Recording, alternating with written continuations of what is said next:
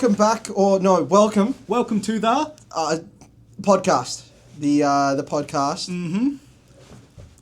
Name? Yeah, so this is just going to be slightly structured, but more just like a long-form chat we'll have with each other and to you guys. Yeah, pretty much. Just talk about where we stand on a variety of topics and just our journey as a whole and authoring and what that involves, because it's a dying art form, a smart one for us to pick.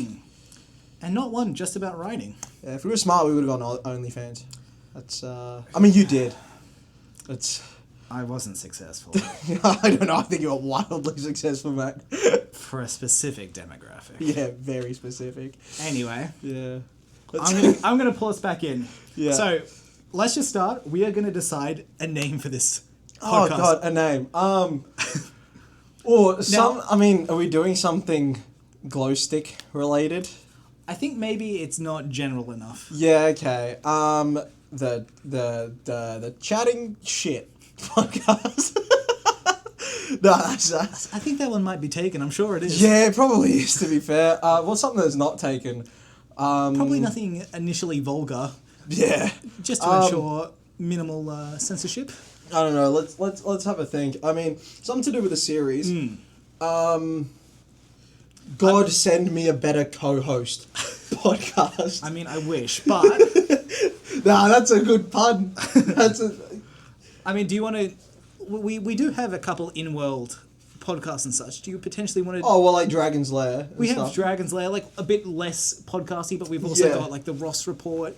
Yes, yeah, we do have that. We could go down a route of something similar to that. I mean, we could call it the Ross Report, but that doesn't really make sense in that neither of us are called Ross. But I mean, you know. I mean, your middle name isn't Ross. It's Rubber Dinghy. So true. Yeah, I mean, what else could Samuel R.D. Truloff stand for? The Rubber Dinghy Report. The Rubber Dinghy Report. No, that's it. That's it. This is called the Rubber Dinghy Report. We can do better. I don't know if we can, in all honesty. I think the Rubber Dinghy Report might be the best. I'll write it down as an option. Yeah, that's Rubber Dinghy Report and God Send Me a Better Co-Host. Are the two I think they're pretty good. Well, do we want to do an element of Lair or Dragon's Lair or? Yeah, but that's like hyper-focused on Red Dragon, which cool. I know, but like we could pick one more for a War Games. Could do, like, The War Pit. Yeah, I mean, I guess. I really like Rubber Dinghy. The Rubber Dinghy Report is fucking If we are going with that, yeah. Do we need to provide a little bit of context maybe as our first episode? I mean, the context is your middle name is Rubber Dinghy. Like, if you read the book, you'll see at the bottom S.S. Baines, and you'll see S.R.D. Truloff. Now, the R.D. stands for Rubber Dinghy. Mm-hmm. So, I mean, is there anything more that needs to be... You know what? This beautifully segues us into our next topic that I've got written down here. Yeah. The origins of the project. Yeah. We could lead into the Rubber Dinghy maybe after that. Yeah, well, I mean, here on the Rubber Dinghy Report, things get a little out of hand sometimes. I'm going to try and keep us in somewhat. Yeah, that's your job. My job's to use my ADD to keep things interesting. I've got the notebook here, mate. I'm leading this thing. I know. Wait till I burn it. So... Fireproof. Made of wax. Very unflammable material. Oh yeah. I will torch you. Origins of the project. Basically, so, I mean, the Godsend Saga, it's a novel series. More than a series, it is a saga, as what the title says. Yeah. It consists of multiple series, the first of which, Revolt. Its backdrop here is the front cover of the first novel. You may have noticed. Yeah. So, the first novel, Revolt, the first series, Revolt, is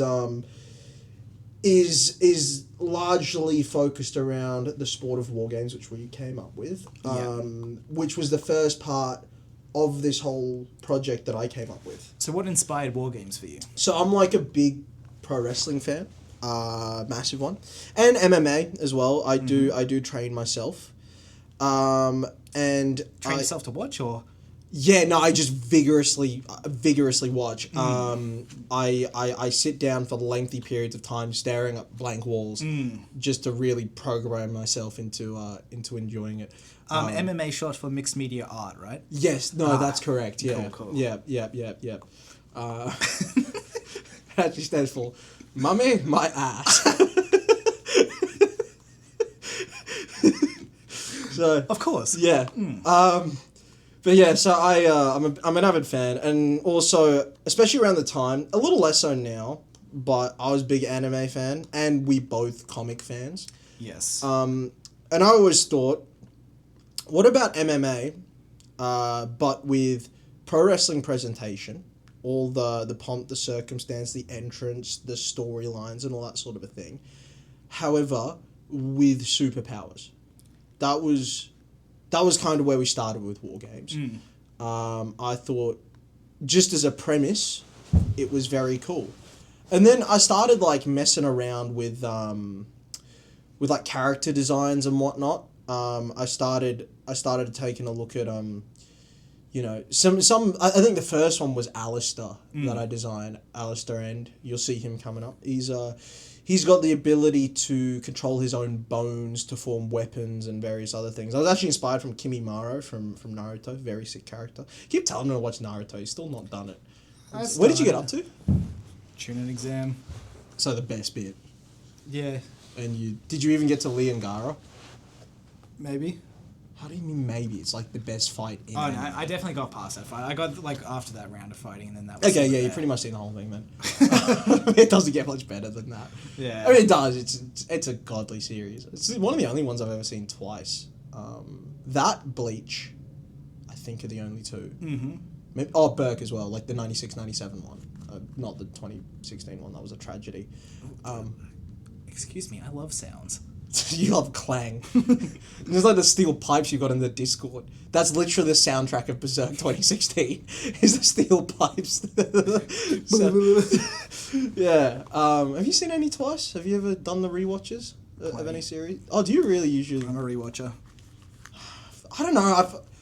I sometimes struggle to start new content. It's just sometimes easier for me just to safety watch into things. Yeah, I get that, but I feel like with some things, I must get to a point where like every series, no matter how good it is, has a part where it slows down. So when I get to those parts, that I find it harder to push through once I've already seen it. But I don't want to skip it either because I guess a lot of the time I'm also using it for white noise for things while I do other stuff. So it's not as bad. True.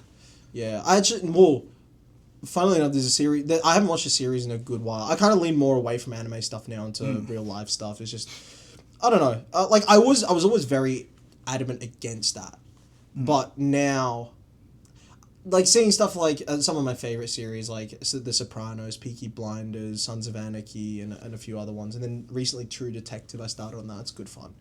I've kind of, especially the gangland stuff, big fan of. It's kind of inspired a lot of the Malacropolis side of things, a lot of the criminal side of things. Well, then let's jump right back before we get too distracted. Oh, you're so boring. I know. I was going to talk about how Tom Hardy has a new series out called Mobland, and it's very sick. You see, I kind of want to give it a crack. That's much later in the origins. Let's tackle this chronologically. All right. Yeah. So I started with Alistair. Yeah, Alistair, who's based off, funnily enough, so his design was very loosely based off Alistair Black, Malachi Black, and then now I think Alistair Black again, the wrestler. He moved companies and like trademarks and stuff. So he was Alistair Black in the WWE, and then he moved to AEW where he was Malachi Black, and then now he's moving back to WWE, so he becomes Alistair Black again. At least that's what I assume. But he was kind of I just like his whole vibe, sort of satanic kickboxer, kind of sick. The whole presentation, the black metal music, all that sort of a thing. It's kind of like he's pretty gangster.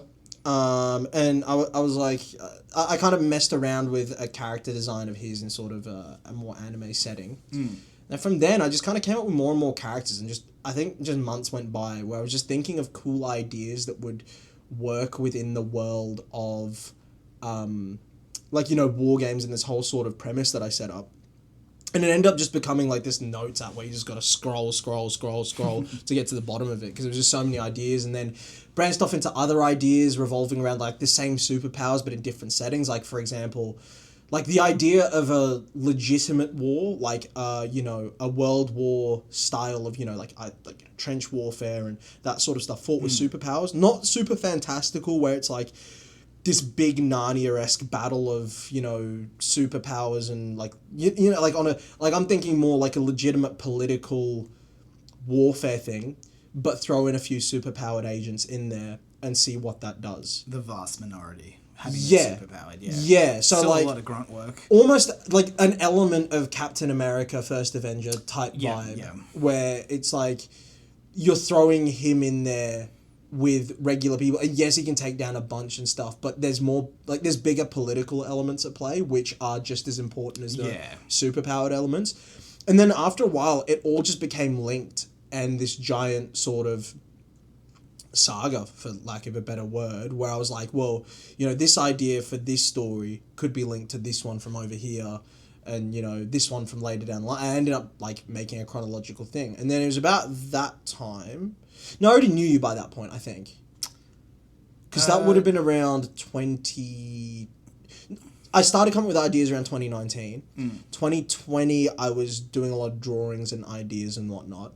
It was towards the end of 2020, start of 2021, where I started, like... So when did we start? So we met playing soccer together. Yeah, football. Soccer.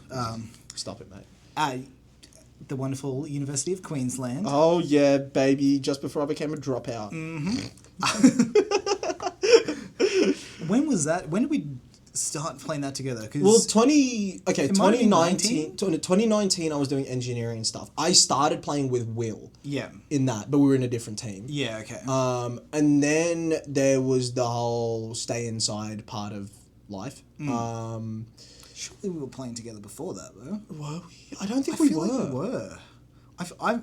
I actually don't think so. Maybe you just weren't in the team before then, but... No, you might have been playing with, like, Parker and them, but I don't think I was... Good while. I can't remember exactly when you joined. Because I was part of a different... So that season I was playing with Will. Yeah. We only played 3 games, and then the season got called off because of that stuff. Gotcha, okay. So I imagine it would have been after that. I you know, because I was studying architecture at the time. Because I remember there was that fella...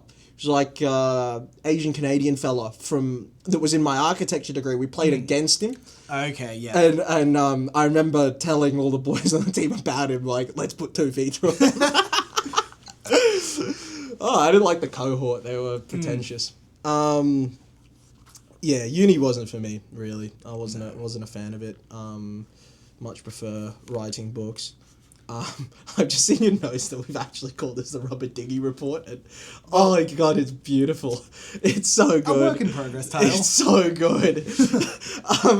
But it's a placeholder name at the very least. That Luke and Lewis podcast that I was telling you about that I used to watch, they did the same thing where they had a placeholder theme song on like their soundboard, and it ended up becoming the permanent one because they just never came up with a better one. Honestly, and it wasn't good.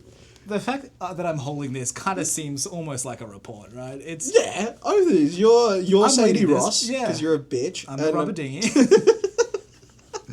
So you had your ideas before we met. Yeah. And then COVID happened. Yeah. More time for you to brainstorm and such. Yes, because then we started playing on the same team. It was so my mate Will and a mutual friend of ours, Matt, who worked at a supermarket at the time. Yeah. The foundation for our team. Yeah, pretty much. It was just all a bunch of boys who worked at supermarkets and then plus ones. So was it Parker that worked there? Yeah. Yeah. So both of us had mates that worked there, so we got jumped in with the plus ones into that team, and it was a riot. Like we all ended up getting along really well. Kind of thing straight away, and we still play. You know, like what 4 years later now. Absolutely. Yeah. Except it's transitioned to indoor. That's where we just come back from. Actually, big old 7-2 win today. Huge. Nice. You scored. We both scored. Yeah, I scored 2. You scored 1, and then the rest was the rest of the team. But I was good. Moved up to Division 2, which is pretty good considering we're usually a Div 3, Div 4 team. But we're 2-0 now, which we're holding strong. Top of the table, which it's pretty good. It's pretty good for us. I feel like we're playing well, but yeah. So we met playing football. Yes. What were your first impressions? Well, sometimes I could say I have a terrible memory.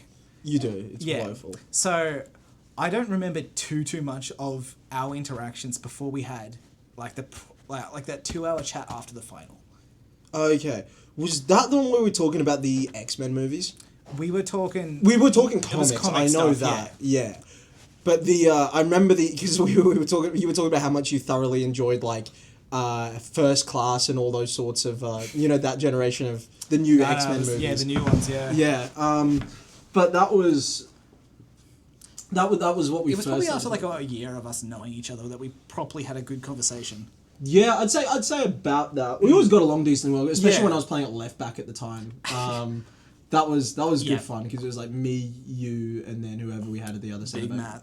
Yeah, it was sometimes Matt. It was sometimes Stimp for a little bit. It was Glow Stick.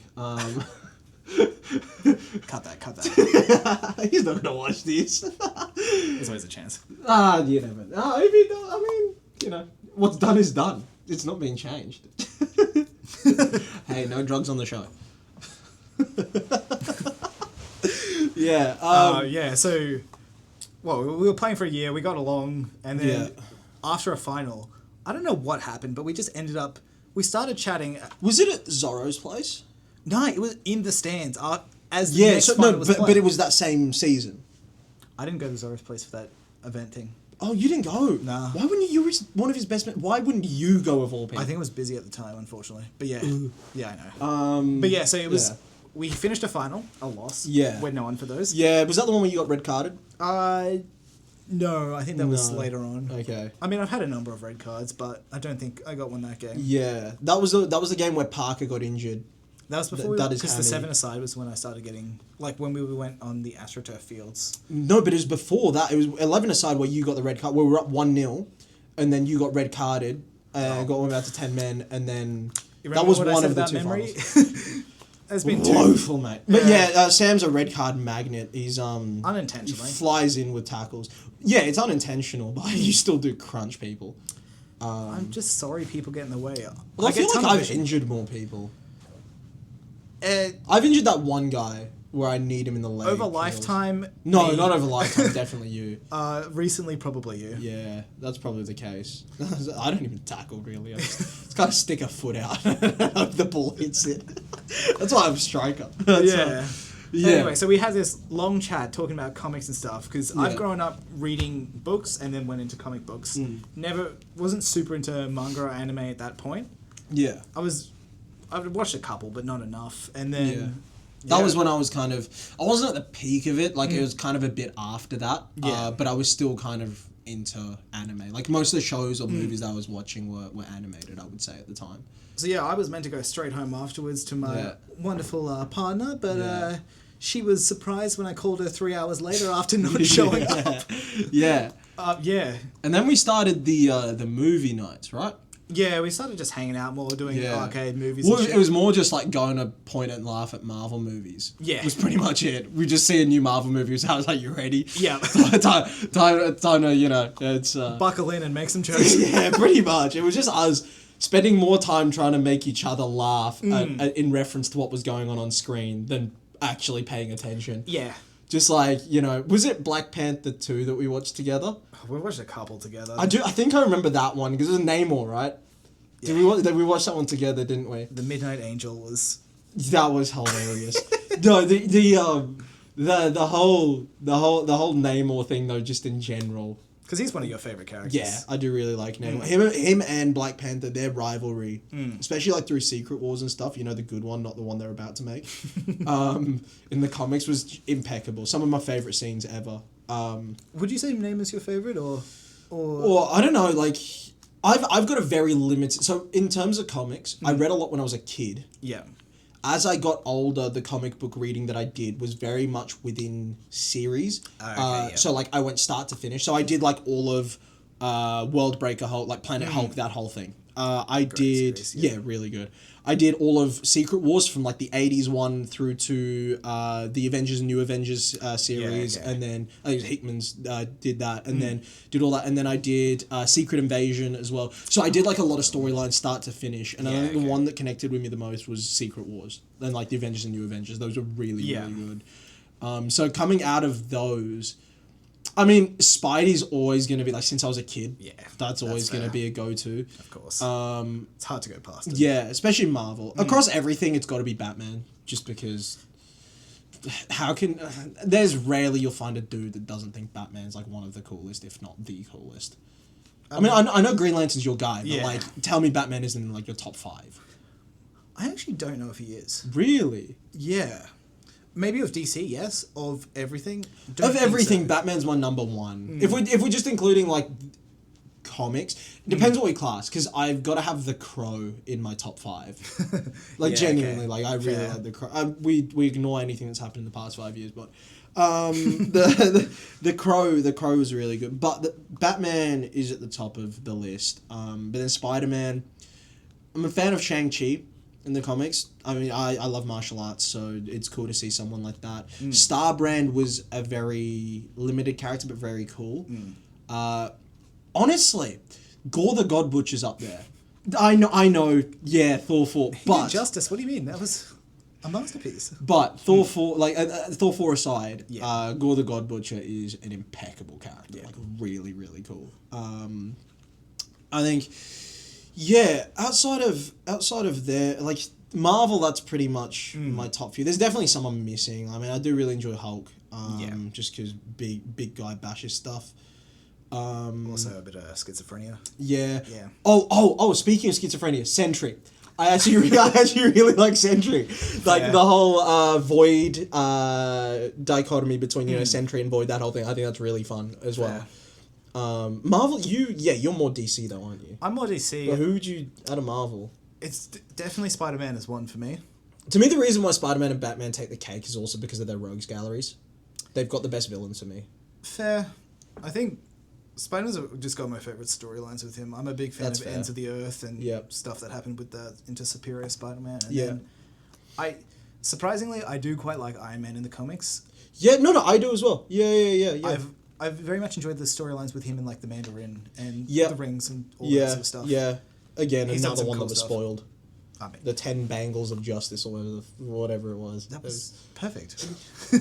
I don't know who else I'd put immediately. I definitely have some characters. I was a big fan of the Young Avengers and stuff. Yes, they had a run within Secret Wars, and that was kind of the extent of my knowledge of them, and I did really enjoy that. I'm a surprising fan of Runaways as well. Punisher. Big Punisher fan. Fair. Yeah, no, love Punisher. That series as well, that's one of the few good, like, cinematic superhero things. That was impeccable. Like, start to finish, one of my favourite series ever. That was really, really good. Yeah. That was, have you done that one? Yeah. Yeah, that was really good. Daredevil was good also. Apparently the new one's good, I still haven't gotten to it. I kind of just am scared to get to it. Yeah, but I've been told that it is actually good. Like, it holds up. I know good things about the villain of that one. Not so much within the series, but within the comics. Yeah, I don't even know who. It's what's his name? White. I actually forget the name. I know it's the dude wearing the, like, white. Balaclava yeah. Well, I know Fisk is in it, obviously, and I'm pretty sure Bullseye's in it. He was really good in the Daredevil series, the original one. But I think we can all agree, big bike suit Ben Affleck Daredevil is still the greatest. I actually enjoy that movie, man. I think it's fun.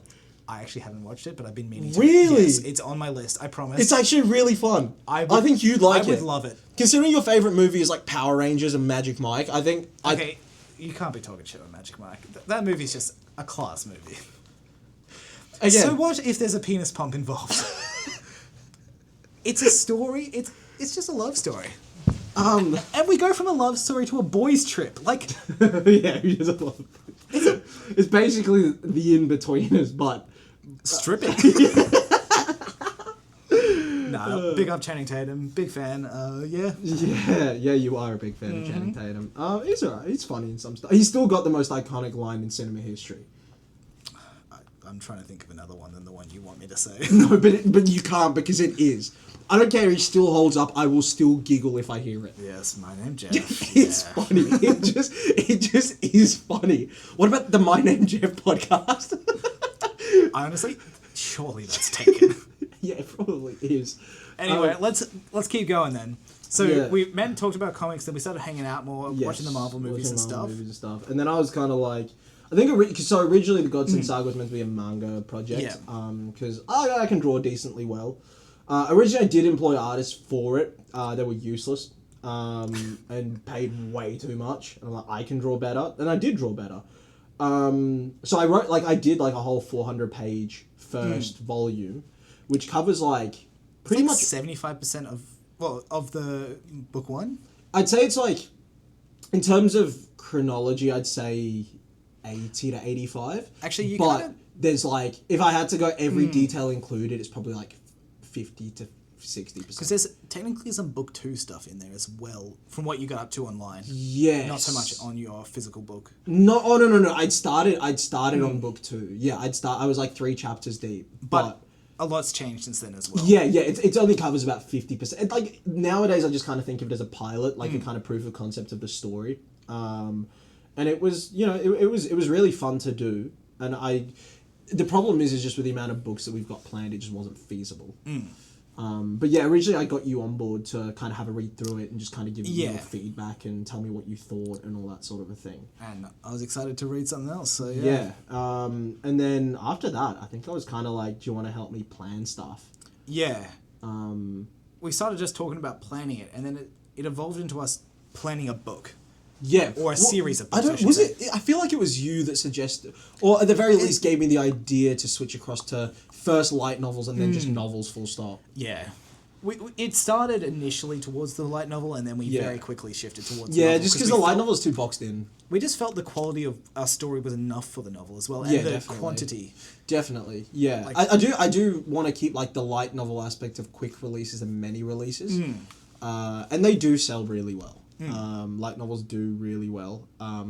I just think sometimes maybe a bit of a stigma with them that I definitely do think that, and I think that's why I want to kind of stay clear of it. Especially a lot of the isekai stuff, which a lot of people enjoy it, which is fair enough, but a lot of light novels are very much isekai based, and I don't really want to associate with that sort of we're not going down the anime route. We are keeping it a very grounded story. Yeah. Despite the superpowers and the gladiatorial fighting. Yeah, no, of course. I just think it's more even the art style now. We did have a lot of sort of anime inspired artwork, but that's kind of slowly shifting out.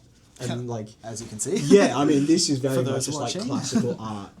This is very much I kind of wanted, with working with artists Andrew, Jason, and Fiona, I kind of wanted to capture classical and Renaissance art pieces, not just in the architecture, but just in the care and detail put into the artworks. No minimalism, no abstractions, just good and high quality painting. Yeah. That evokes emotion, has good depth to it, and the composition is really thought out. Yeah. Especially book covers. I mean, we both stand on a similar point of hating generic book covers, right? I mean, I'm probably more okay with them than you are. You have a much higher hatred almost.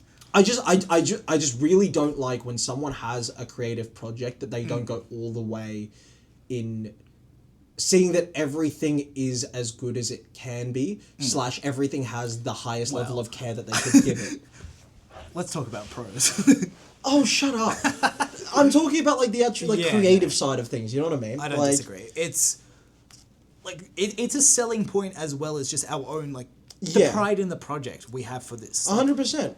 We are so much more proud of this than a simple image or big text. Exactly. I mean, you can't create a banner like this out of, a generic kind of image of a dragon's eye. It's that's going to get old very quickly. Whereas, all the details on this thing, you can spend a good while looking at and taking in, It's very carefully put together. Yeah, it is. And I think it turned out amazing, and it kind of represents the amount of care that we're putting into the series, because I just can't stand it when artists in any sort of endeavor doesn't go the full length of care for every aspect of it. I think you see it more prevalently in novels where the author won't have a hands-on for what they want the book covers. They'll commission someone else to do it. Yeah. I think that's crazy.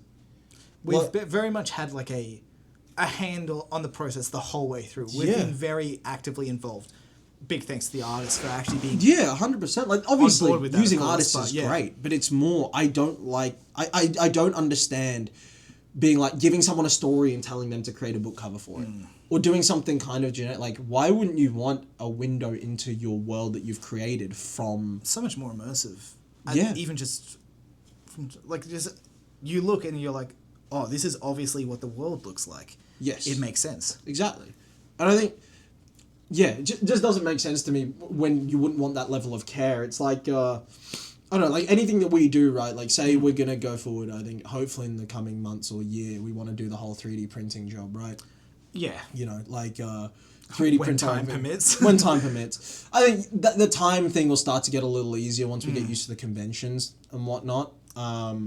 But it would be a really cool thing to do. It's more just a when money permits, getting them modelled. I don't know how much that's going to cost. Like, obviously work through, like, the main 7 characters first, but... Yeah, that's what I'm saying, is, like, creating our own figurines and stuff. Like, I want a full hands-on, part in that. Well, let's, we basically got through, like, the whole origins of the project. I mean... So let's transition into our goals. That's the next thing I got written down. Goals for the project. Make $1 billion. Nah. Like... I don't know, it's... The reason... Part of the reason we shifted towards it being a book is because of the large quantity of stories we plan to put out. Yes. Look, if I'll get sobby for a second. Genuinely speaking... genuinely speaking, if one person picks up this book and it helps them through something, or it gives them escape, or... they read each novel looking forward to the next, going, I can't wait for the next one to drop. If I can get one person to feel like that, right? Which, I mean, we're kind of already at that level, but to me, that's a success. That's all I ever wanted from this, was to give people an escape, somewhere to go to, a very rich world where they can see themselves in very grounded characters and fully immerse themselves in it, knowing that we care about it just as much as they do, if not more, and we want to give them everything that we have to offer. That's kind of like the actual goal of it is if I can get someone to go, you know, some kid, like some 15, 16-year-old kid having a tough time at high school, but they know they can come back and delve into this world. To me, that's my job done as an author. And like, I guess slightly... almost philosophically, it's more like we've left our mark on the world because of that. 100%. Well, like, now that we've got that novel, it's like, for as long as a copy exists, or for as long as the internet exists, something that has come from our brains is left indented on humanity. Like, even if everyone's forgotten about it for 100 years, if someone picks it up, if it still exists and someone picks it up, there's an archive of we're it. alive. It's backed up on a hard drive somewhere. It's going to exist. Exactly. Probably for all time now. Which is a pretty amazing thing. And I would say that's a secondary thing. Is like, as in after that, like, it's very much still a goal. As in leaving something behind that represents who we are and what we are. Yeah. And I think earlier novels, it's more obvious from my point of view in the fact that because so much of the earlier stuff has been planned out prior, like to when I was still getting you on board with the project, there's a lot more of my own sort of... don't want to say philosophies, but like my own observations of the world from different points of view and different characters put into there. And I think the more that we write, the more that yours will be seen also. I mean, I'm sneaking mine in every No, of course. I wouldn't say it's definitely not all mine, but I do think it'll balance out more to a 50-50 as time goes on. Especially as we make it through the different series and such. 100%. I definitely think the more fantasy stuff that we go down, like that's where things are going to kind of delve more into your ballpark. Like right now, a lot of it is focused around sport, which is my bread and butter. Yeah. Right? Like, you know...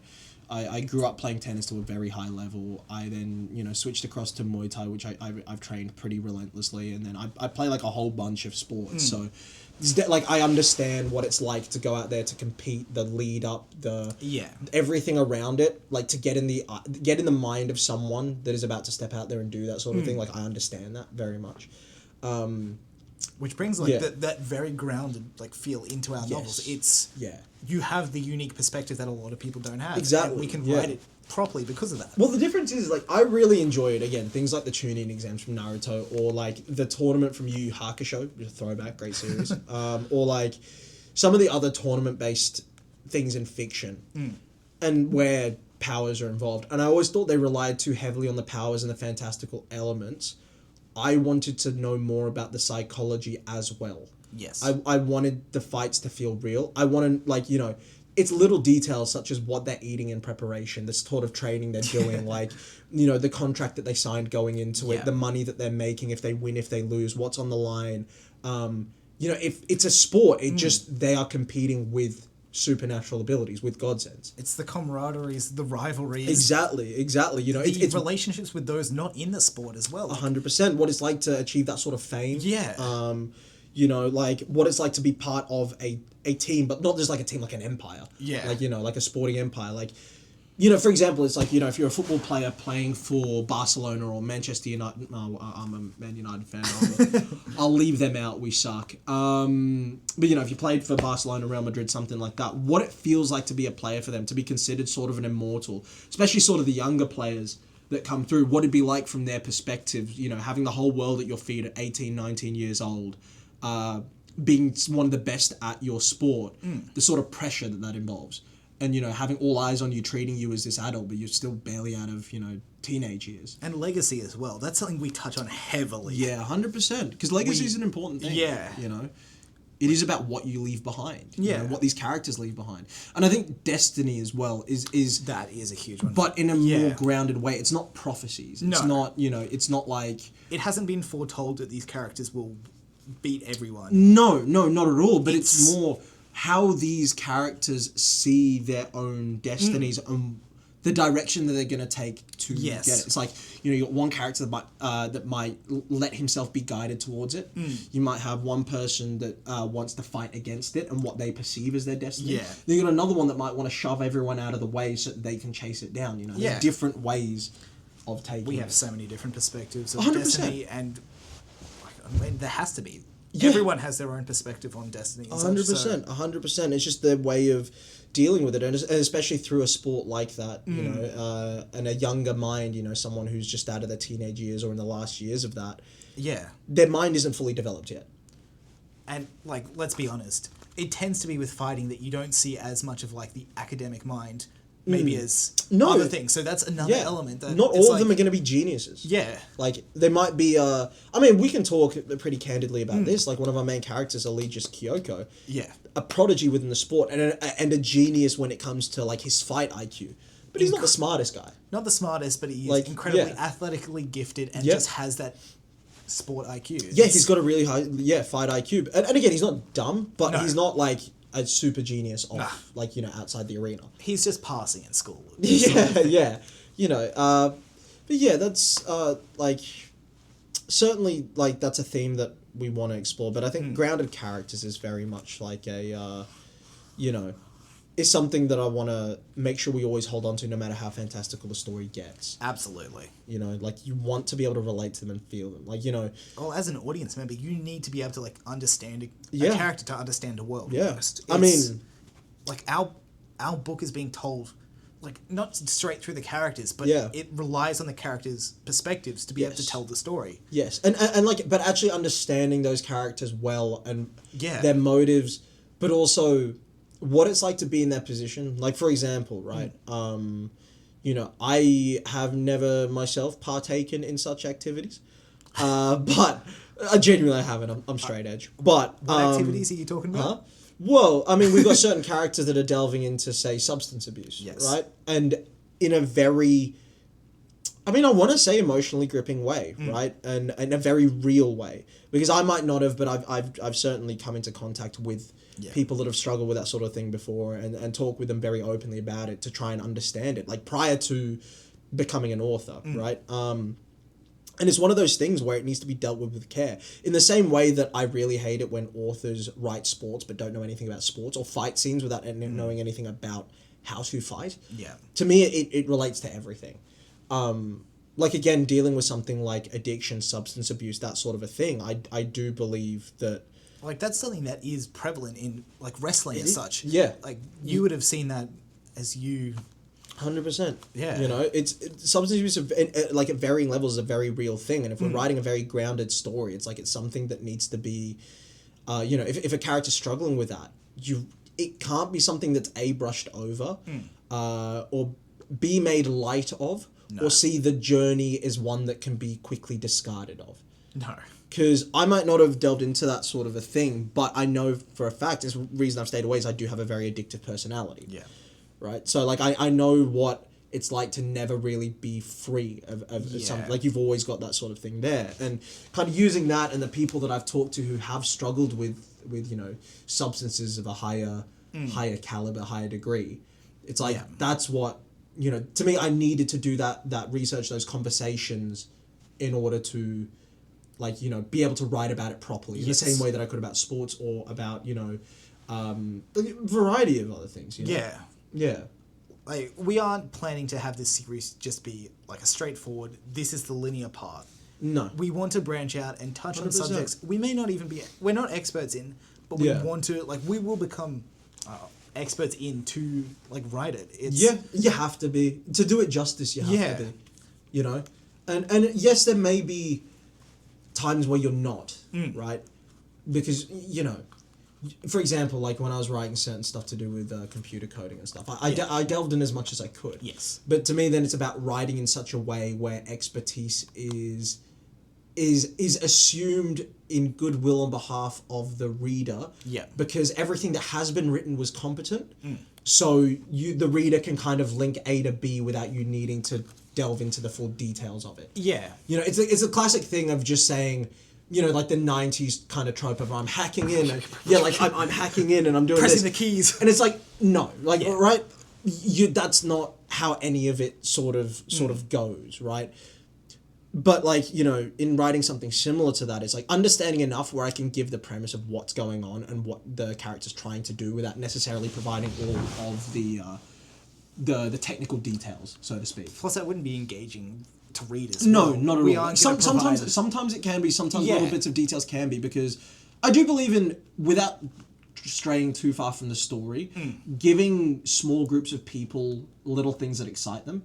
Yeah. Like, for example, like I've told Sam about this one before, where when I was younger, you know, I read the Alex Rider series. Anthony Horowitz, the other guy that wrote it, I think. That sounds right. Yeah. I know the last name's Horowitz. I think the first name's Anthony. But anyway, I think might have been Skeleton Key or something. But one of the books opened with a whole passage about him being at Wimbledon for tennis, right? Now, that's a sport I grew up playing and played a lot. So I would go back and reread that passage before even moving on to the rest of the book, because it excited me, the fact that someone else, like, you know, the author was talking about something that I knew so deeply, you know, and in ways where I was like, oh yeah, that's right. You know, like that's what it is, right? You know, maybe mentioning a name or two here. Yeah. I think we've tried to, like, well, especially you've tried to slot in the, like, for cars, for example, you've sometimes labeled a specific model or something like that within the world, like, where it makes sense. And it's not excessively focused on, but it's for those who understand, it'll be a nice touch for them. Yeah, you know, if someone who knows they can immediately picture it, and if they like it, they think, oh, that's that car I like, you know. And on top of that, because it's the wrestling fanfare and stuff involved with that, we have been very, like, I guess not careful, but like we've delved into the fanfare involved with coming out, emerging to a song and providing that song so that you can listen along as you read. Yeah, that was, I don't even know what got me to do that. Like, I knew I wanted to have entrance themes, but I think it was you Googled what the copyright rules were. Yeah, I did do that. So we can't write out the lyrics. There's certain things we can do and can't do. Can't write out the lyrics, but we can put song titles in the thing. We have got some lyrics, I think. No, I got rid of them. Johnny Cash, wasn't it? You got rid of it? Oh, okay, cool. Yep. It's been a while. No, those are gotten rid of. Cannot have song lyrics, but you can have song titles. So, I mean, for those who don't know, along with our project, we will have an accompanying playlist, probably for each book, as a Spotify link that we can just, just that little bit extra for those who... Yeah. Well, for the people that have read it so far who, like, know about that sort of thing, they've said it's enhanced their reading experience so much. Yeah. You know? Like, we have two characters who walk out. The first thing that happens is them walking out to their songs. Yeah. And playing those songs as you read that, it's just... Yeah, it brings it to another level. Well, because, like, I'm a big music guy. Yeah. You are as well. I'd say, like, I'm more of a nerd on music and movies. I'm very much a bigger nerd on. And I'm, you know... music, I've been through a lot of genres. Like, a lot. There's very few that I haven't explored, from classical to new metal to hip hop to jazz to city pop to techno. Like, I've been through everything. And that's allowed me to sort of whenever I'm writing a new character, I know a song that's going to fit their general vibe, their mood, who they are pretty well. It also helps you shape the character. It does. No, it really does. Like, I can often visualize that character in my head when I'm listening to that song, and it kind of expands it out. Like, you've almost created characters from the songs as well. It's not... I would say there's elements of it, for sure. Movies as well. Yeah. But yeah, songs for sure. Like, I mean, there's definitely an element of Hunter Cassidy that has been founded upon by, listening to a lot of Johnny Cash and Cold to Wall and that sort of thing. And God's Gonna Cut You Down specifically by Johnny Cash. Book one. Yeah. And it's beyond that. It's not just the Gladiator playlist, though, with the music. Is now, like, in writing the first side novel, which is an old Western novel, I've kind of created a... it's not a playlist because it's ordered and it's mixtape. Is that? Well, I just say, like, it's a playlist to create the atmosphere of the book. But to me, it runs like an album in the way that it's not meant to be listened to on shuffle by any means. It's very much a chronological thing, start to finish, and it doesn't exactly map out the plot of the story, but it does certain key elements and certain key moments you can definitely feel when listening to that. Yeah. And I mean, I've been delving into that novel a lot more while Sam kind of deals with editing book 2. So he's not really in that world as of yet. I'm very much in cowboy mode. Year of the cowboy, baby. Year of the cowboy. I've been sitting at my desk in my poncho and with my cowboy hat on, unironically. Yep. But color me surprised. Like I've been, and then just kind of had that album playlist, whatever you want to call it, on. But you haven't delved into that world yet. So when we head down to our convention that's coming up, Comic-Con Melbourne, and the little trip we've got before that, we are, like, I'm going to play it for Sam. Yeah. You know how we're going to record the podcast for, like, in the van? A different kind of than this one, yes. That's the big boy van, big yarn, the big mega podcast. 4 or 5 hour. Yeah. But with that one, yeah, we could almost do a thing where in between, say on the way there, on the way back, whenever we have a break or something like that, I could play you the playlist. You could give me your thoughts on where it's taken you creatively. If recorded, we may have to do some different workarounds. But I'm saying we record before and we record after. Then, so we take your thoughts of it. Yeah. Because I want to see where that takes you creatively, versus where it's taken me. I'll take some notes. Yeah, 100%. Well, I mean, we've got big drives ahead of us, like big 9-hour hauls, like getting to the conventions and stuff. So I mean, 2 hours of silence listening to music, I don't think it's really going to kill us. You know? I mean, we're pretty comfy with that. But yeah, it'd be interesting to see creatively where, like, what direction it takes you and what sort of scenes you envisage, what sort of like character spawns your mind, how you feel about certain characters. Like, because I'll give you prompts of like, this is who I was envisioning when I added this song to the playlist, or this moment was the one that I was sort of... Because I definitely get less of that, like, inspiration from music itself. Yeah. I listen to music for the love of music as such. Yeah. Where you take a lot more creative from it, but... Yeah. I'm hoping, like, I'm keen to I do have think that experience. Atmospherically, it will provide you something. Yeah. Because of the way it all flows together and the mood of the playlist shifts. I mean, like, some of the songs, like... It opens with, Wild Dogs by Cold to War, like this very slow, soulful, deep voice country. And like halfway through, it's like Orville Peck, like that Midnight Ride song, which is very upbeat. Yeah, I listen to that playlist start to finish, and I'm normally someone that hates clashing moods. Like, I can't put those two songs in the same playlist and go from one to the other.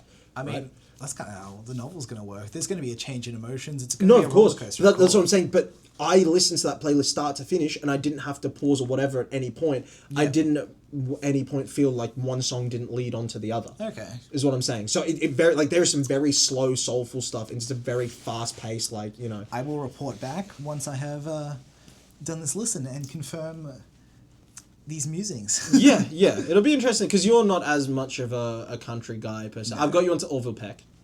At least that one song. Slightly. I think I can expand you from there. Huh? It's off the playlist. Off the playlist? You are. But it's been added to Viv. See. Because it's good. I know it's good. I don't know. I'm going to get you into country. Country's good. Johnny Cash is stellar. I'm still on my jazz phase. Yeah, no, I mean, look, I've been through plenty of it. I showed you, like, my phone, the amount of different genres that I still listen to. I mean, right now I'm in an Aussie hip-hop phase, so, like, you know. The peak of music. Hey, Husky's good, man. Big boy Spaniard, big annuals, massive fan. No, Aussie hip-hop's... I do want to find more, though. I'm struggling to find artists within that realm, just because I hate hip-hop with generic trap beats. I despise it. You know... I really hate generic sort of beats on hip hop. It's what stopped me listening to hip hop, because I was a massive hip hop head when I was younger. But then I was like, oh god, the beats just became the same, like all the same stuff, like 808s, hi-hats, the doing Metro Boomin, mustard type. And I'm just like, it's so tiresome. Whereas Husky in his last 2 albums has really gone off the beaten track with the beats. Yeah. And the lyrics are great as well, which I always appreciate, but it doesn't sound like I'm just listening to something generic that's come out of LA or New York, you know. Fair. It's good stuff. So yeah, definitely you know, I do want to find more. I just haven't. I've got a whole bunch of names that I've got to check out, but I haven't, you know, the way it usually works. But yeah, definitely listening to it all completely legally and on Spotify. I actually have Spotify regular because I want to give the artist more money with ads. Yeah. I'm not sure if that's how it works, but I'll let you believe it. Yeah, I definitely do use Spotify. Wink, wink, nudge, nudge. Yeah, it's Yeah. All right. Yeah. Is that everything you wanted to cover, Mr. Rubber Dinghy Report? I've somewhat made it through our list. Yeah. Yeah. I mean, I'm just yarning. You're the one with the list of things to do and all that. I mean, it's just to slightly guide the conversation a bit. We're gonna get it through. See, the van ones are where I'm gonna be in my element. Yes, you can just ramble to your heart's content. We both will. You can ramble too. Don't pretend like you can't. Never once in my life. I hate you so much. But do we want to talk about what is coming up? I think, honestly, we can leave that for a following episode. Give a more in-depth breakdown, yeah. Yeah, true. Talk about Sydney, Melbourne, the convention. Because there's a solid chat to be had with that as well. Yeah, for sure. Plus all of the steps we've had with planning and the admin side that we didn't really consider when we got into this project. Yeah, no kidding. Teaser. No kidding. Sizzle. It's been very busy. Really, really busy. Yeah. So, sweet. Let's wrap it there, huh? All right. Yeah. And now I leave it to you. Thank you. To come up with a wonderful outro for the Rubber Dinghy Report. Thank you for floating down the whitewater rapids, the whitewater rapids of conversation as we floated in our rubber dinghy on the Rubber Dinghy Report. That's it. We'll float back to you next week. Oh god, it's so bad. I love it. It's oh god, yeah. That's not being workshopped any further on my end. Oh, I honestly think it's staying now. Yeah, Rubber Dinghy Report. I don't think I can convince you out of it. You probably could if it was good. I do like God send me a new co-host. I reckon that's safe for something else. The van? You know, there's going to be another naming conversation down the line. Yeah, maybe there we'll is. do better. Maybe we'll do worse. Yeah. Anyway. All right. We'll float you later. God.